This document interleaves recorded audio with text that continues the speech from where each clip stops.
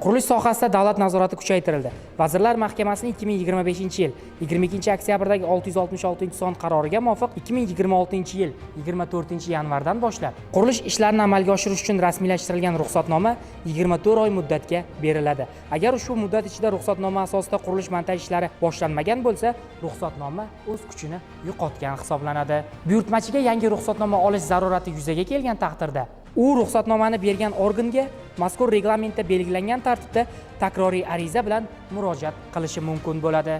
Shuningdek, qonunchilikka muvofiq quyidagi holatlar mavjud bo'lgan taqdirda obyektni ro'yxatdan o'tkazish yoki ruxsatnoma berish bo'yicha kelib tushgan arizalarga rad javobi beriladi.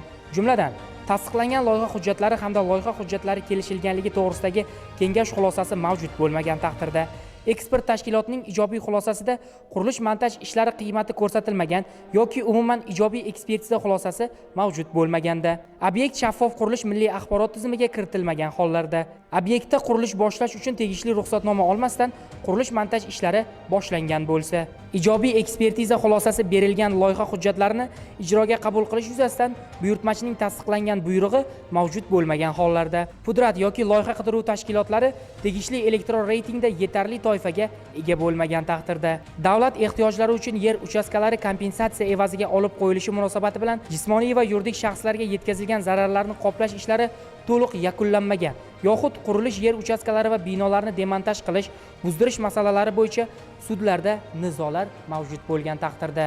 Xulosa qilib aytganda, qurilish-montaj ishlarini boshlashdan oldin barcha ruxsatnomalar, ekspertiza va loyiha hujjatlari to'liq hamda qonun talablari asosida rasmiylashtirilishi shart. Aks holda arizalar rad etilishiga asos bo'ladi.